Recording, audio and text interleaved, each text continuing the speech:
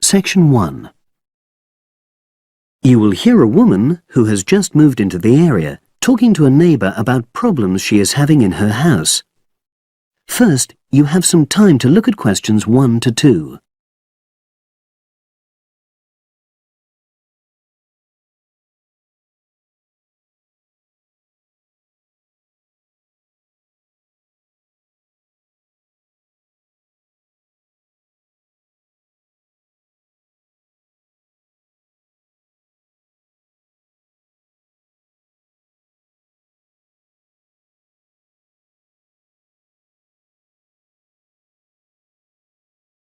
You will see that there is an example which has been done for you.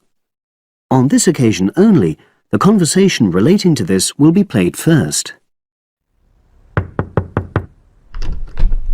Oh, hi Ruth. How are you? I'm sorry to bother you, Alistair, but I've been having some problems. Oh, come on in.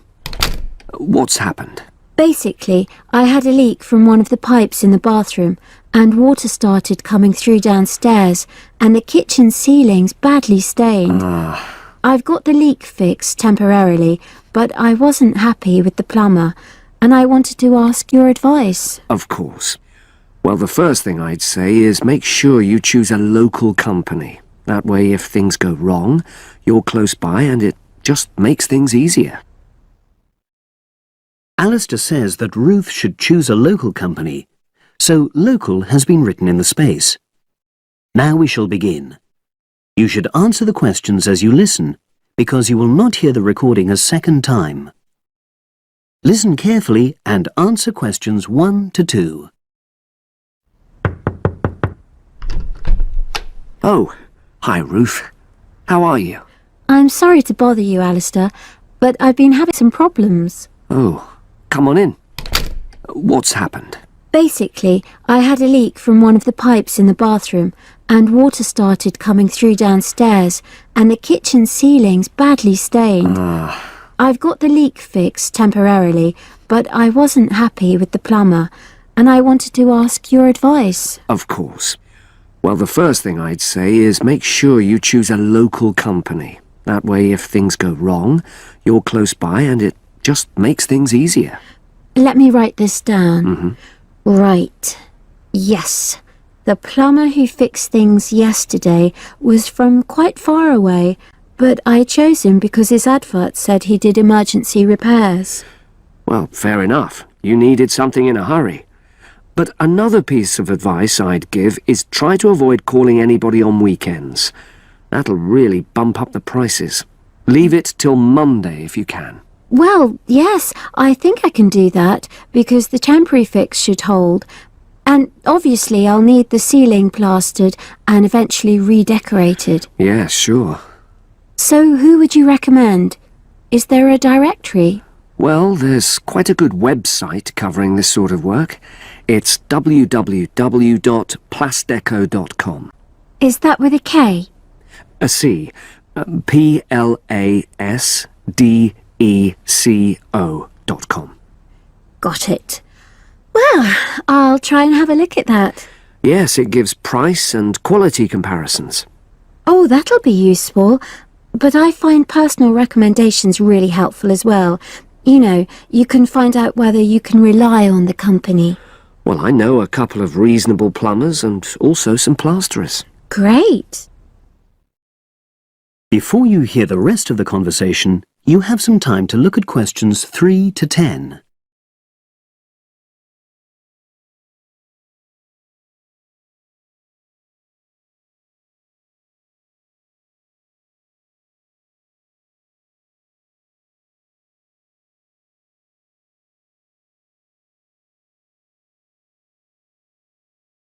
Now listen and answer questions 3 to 10. There's a company called Peaks Plumbing. Now, they're a father and son team. They're really friendly and they tell you information you need in a clear way, you know, so they really understand what the problem is. Right, well, that's good to know. Are they reliable? Well, that's a downside. Every single time I've used them, they arrive late. And friends have said the same thing. But is the work good quality? Absolutely. Another one is John Damerel Plumbing Services. He's very good. How do you spell the surname? Damerol. Right, got that. And does he do high-quality work? Well, it's fine, you know, but I wouldn't say that was his main point. Basically, he comes out cheaper, you know, than other people. I sense there's a but. Is he unreliable? Oh, he comes when he says he's coming, but he's not very courteous, and he has the tendency to be messy, you know, so you have quite a bit of clearing up to do.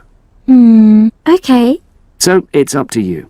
They're both good workers, and they won't cheat you. Right. And you said you knew some plasterers? Yes, a company called Simonson Plasterers did our living room last year. We chose them because we wanted some fancy work on the ceiling, around the lights. So they can do a variety of designs? You've got it. But it comes at a premium because they are more expensive, you know. Than the others? Yes. Or you could go for a one-man firm called H.L. Plastering. Harry Lester. He's fine, very reliable, if all you want is a simple job. Do either of them do painting for you if you want? After the plastering's dried out, of course. That's what I was going to say, but I should explain that Harry's quite old now, and so he avoids doing jobs which involve tall ladders, you know. But my kitchen isn't too bad for that. I'd have to ask him if he's prepared to do it. Yeah, sure. So I'll start by looking at the website. All those companies are on there, with their phone numbers, etc. Thanks ever so much. You were such a... That is the end of section 1. You now have half a minute to check your answers.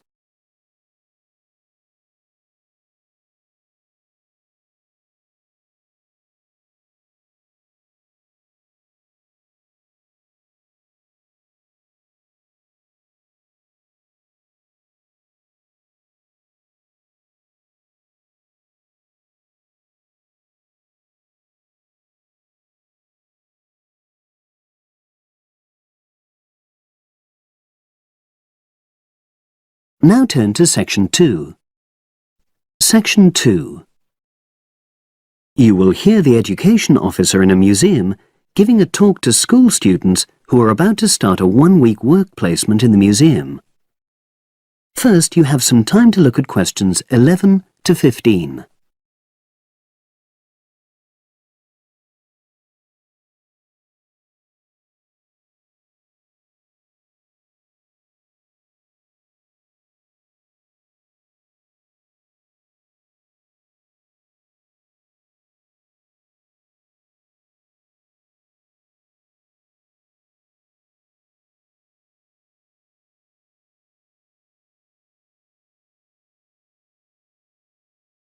Now listen and answer questions 11 to 15.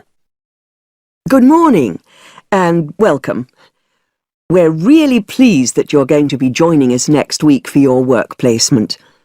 Now, each of you will already have met the member of museum staff assigned to supervise you. In this short talk today, I'll be giving you more general information which will be relevant to all 6 of you. Your normal working day is 9 to 5 p.m, but on Monday, because it's your first day, we'd like you to arrive at 8:45. Please note, though, that you'll finish at the usual time. A lot of you have been asking what you should wear for work. Well, you may have noticed that we're not exactly a formal institution, so you'd really be out of place if you wear smart attire like a suit. If you go out on a trip with us, then we'd like you to wear a museum cap. It has our logo on, and we feel it helps people recognise you. But on a day-to-day basis in the museum itself, we say put on your own casual clothing because you'll be doing lots of dusty, messy work. Now, we don't have an enormous number of rules, but work placement is an excellent preparation for the real world of work, and we expect you to be very punctual and reliable. If you're not well or there's been a hold-up, then what we ask you to do is ring the museum receptionist. He will be in the museum well ahead of opening time, and he'll inform your own personal supervisor in the museum. If you're away for more than 1 day, we'll inform your school tutor. They'll obviously need to make a note of your absence and follow up if necessary. But most of all, we hope you really enjoy yourselves during the placement. Students say they have a lot of fun, whether it's working with kids in our art workshops held every Monday, or, the most popular, when they go out on our outreach work to residential homes, recording elderly people's memories of school days for our oral history project. So, we hope you feel excited by the prospect of starting next week and well prepared. Your personal supervisor will be there to help you with our health and safety requirements when you start next week, and your supervisors will also brief you about the background to the museum, summarising all the huge amount of information on our website. In the next couple of days, it might be worthwhile if you get hold of evaluations and other notes made by students who've worked with us before. You can get a lot of pointers from them. Before you hear the rest of the conversation, you have some time to look at questions 16 to 20.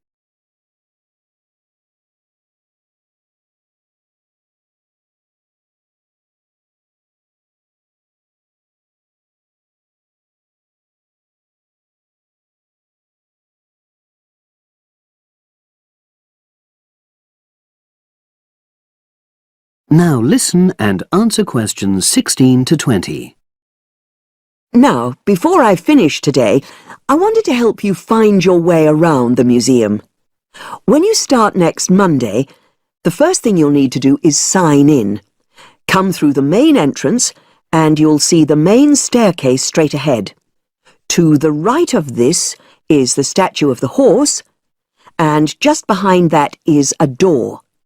Go through that, and that's the sign-in office. Now, on the first day, you'll be working in Gallery 1. You'll find this as follows. In the central courtyard area, close to the entrance, there's a large chest where visitors put donations for the museum. The door just behind that leads to Gallery 1. The workshop you'll be taking part in starts at 11, but if you want to go in earlier, you can get the key and let yourself in. The key box is quite hard to find. Walk behind reception, and it's between the large gallery and the bookshop. I haven't mentioned breaks, lunch, etc.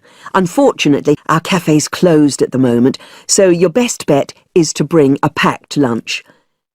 We tend to have our sandwiches in the kitchen area. Go round the reception desk and you'll see a small circular cabinet. The door to the kitchen area is just behind that. Now, every day we put up notices about what's happening in the museum. Your supervisor will brief you, but if you want to check up on details, look on our staff notice board.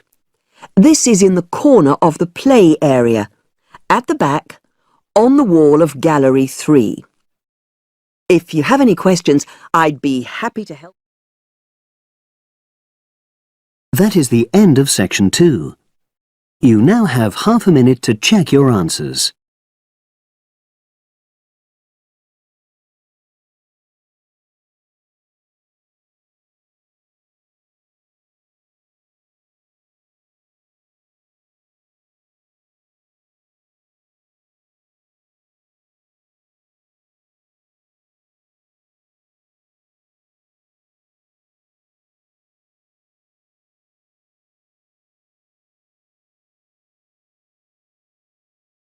Now turn to section 3.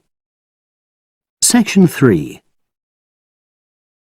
You will hear a business studies student called Sam talking to his tutor about an IT project he is going to do for a local company called Turner's.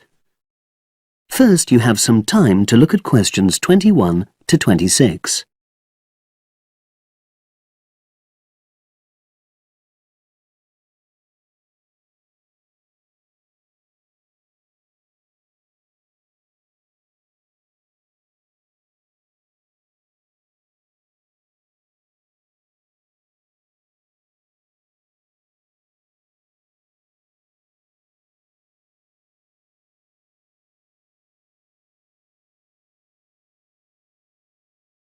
Now listen and answer questions 21 to 26. Hello, Sam. Come in and sit down. Thanks. You're here to discuss your company-based IT project, aren't you? Yes, I've been to see the manager and he's given me a lot of ideas about projects that the company would find useful, but I wanted to ask your opinion about them before I choose one. Yes, that's fine. Now, this company's called Turner's, isn't it? That's right. It's a small engineering company. They make machine components for trade use. They're well established. They started in 1976, but they're a bit old-fashioned. Okay. And what kind of projects did Turner's suggest you could do for the company? Well, they want some improvements made to their customer database. The one that they've got at the moment isn't very useful in some ways. I had a quick look at it. That would be a very straightforward project, and it'd be simple enough to evaluate, but I don't think you'd get enough out of a project like that. You wouldn't learn anything new. Well, another project they suggested is to do with their online sales catalogue. At the moment, customers can look at their products, but they can't actually order them online, which must affect their competitiveness. But I said I thought it would take too long. It's quite a big task. You're right, it's too much for the time you've got. It's a pity, though. Then they want some help with their payroll system. At the moment, the way they calculate pay involves a lot of manual accounting. I suggested they could have a system where employees register electronically when they arrive and leave work, so the hours they do could be transferred automatically. I think you'd get a lot out of a project like that. It would extend your skills, but it wouldn't be too much to take on. A student did something similar a couple of years ago, but this is slightly different. Well, then they need help with their stock inventory. They do everything manually. Really? Yes, and it takes so much time. It's probably very inaccurate, too. An electronic inventory would probably be the biggest single benefit for the company. I'm surprised they haven't had it done before. I know. Then they wanted to improve their internal security. The manager had visited other companies where the staff use swipe cards to access various areas of the building. It sounded useful, but the trouble is I'm not really sure how to do it. Well, I think you're right in that assessment.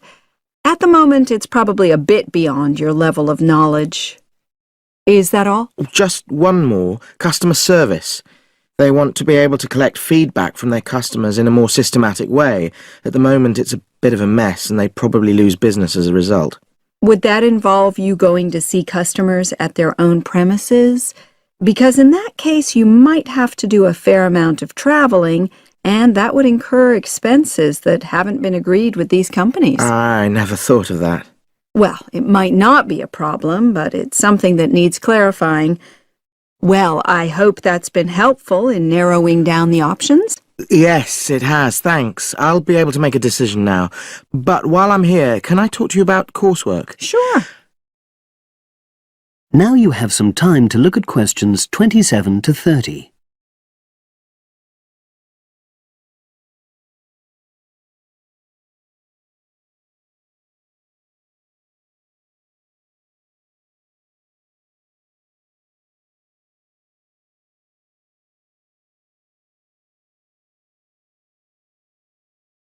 Now listen and answer questions 27 to 30.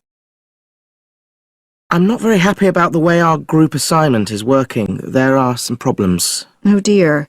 Are people just not getting on with each other? That's the worst thing. Actually, we're all friends, it's not that. But when we're having a discussion about the assignment, one or two people end up doing all the talking and the rest don't say anything. It's a bit frustrating because we need plenty of debate. Well, that's a common observation. You're studying in a group with people from all over the world, and you all have your own ways of participating. In some places, students are more used to listening than talking, and vice versa. I suppose you're right. I'll try to remember that. Does everyone pull their weight as far as sharing the workload is concerned? I'd say they do, yes. And our group elected a leader. She's very good at making sure no one's overloaded. But personally, I feel that there are just too many of us in the group. Whenever we try to arrange a meeting, there's always at least one person who can't make it. It's not anyone's fault, it's just that we've all got slightly different timetables. Well, I'm glad you've talked to me about it. Feedback is always useful. Is there anything else you're concerned about? There are a couple of problems with lecturers that all the students are talking about. Last semester we had negative feedback about the way lectures were organized. There were several occasions when the wrong room had been booked or the same room had been booked twice, that sort of thing. Is that still a problem? That hasn't happened at all as far as I know. Oh, good. It's sorted out then. But I don't know the reason, but some of the staff often turn up late, so we miss 10 or 15 minutes of our lecture time. It might be because they've been copying handouts for students. I think there's a queue for the machine sometimes. Well, I'll look into that. Thank you for telling me. Anything else?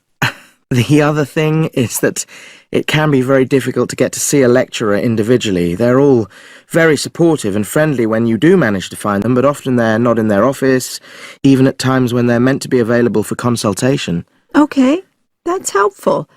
Now, before you leave, That is the end of section 3. You now have half a minute to check your answers.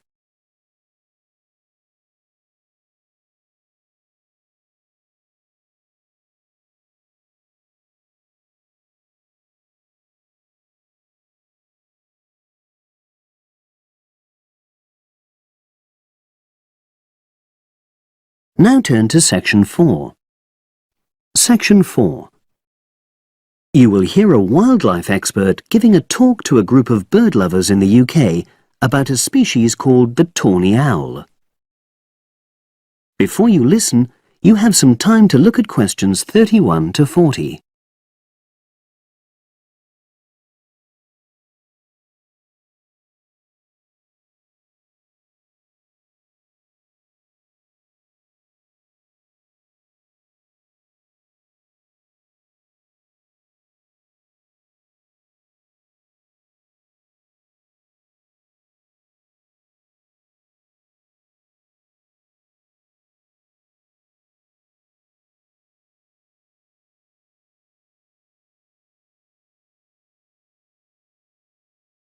Now listen and answer questions 31 to 40.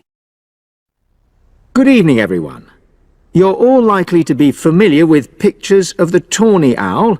Because of all the owl species in the UK, it's actually the most common one. But the chances are that you're more likely to have heard one than actually seen one, as it's also strongly nocturnal. This means that it normally ventures out at night. So, what kind of habitat does the tawny owl prefer?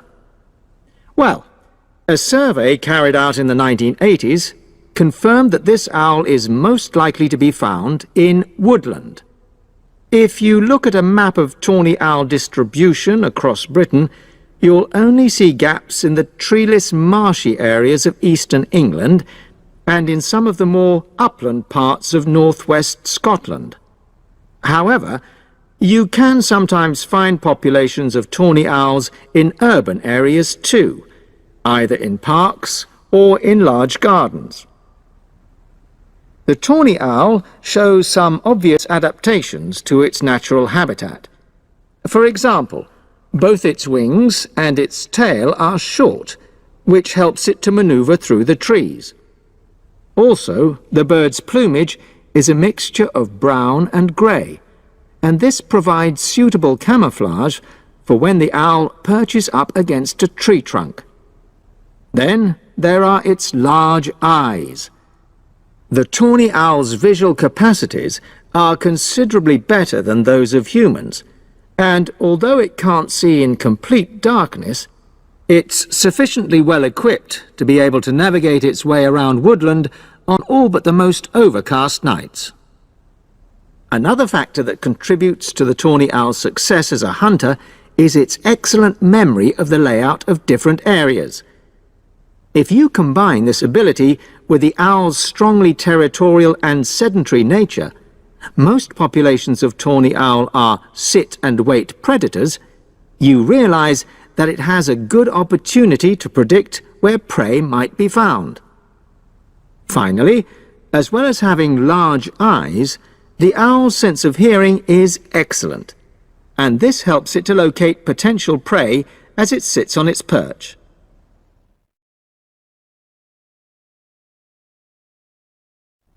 Turning now to the tawny owl's diet. Woodland tawny owls feed mainly on mammals, especially small ones, such as wood mice and bank voles. But they'll also take things like frogs or bats, or even fish, if they happen to be available. In urbanized landscapes, the owls seem to prey more on birds. So there are some differences there. Let's just look briefly now at survival rates in the tawny owl. Young tawny owls face a difficult time once they leave home, and 2 out of every 3 are likely to die within their first year. So, with such high mortality levels, it's a good job that established breeding pairs can produce young over a number of seasons and maximize their chances of passing their genes on to the next generation of owls. I've already mentioned the sedentary nature of the tawny owl, but it's not just adult tawny owls that are sedentary in their habits. Young birds, dispersing away from where they were born, rarely move far. The average distance is just 4 kilometres. There also appears to be some reluctance to cross large bodies of water. The owl is absent from many of the islands around our shores, with only occasional sightings in Ireland and the Isle of Wight off the south coast of England. Right, well, now I'll show you some photographs that have been taken in one or two of the...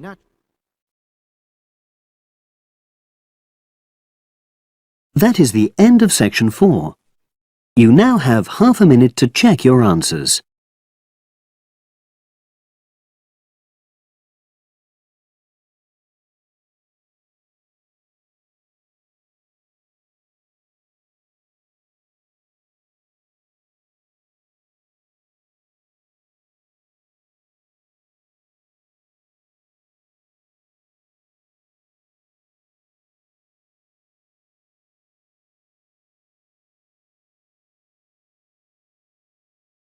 That is the end of the listening test. You now have 10 minutes to transfer your answers to the separate answer sheet.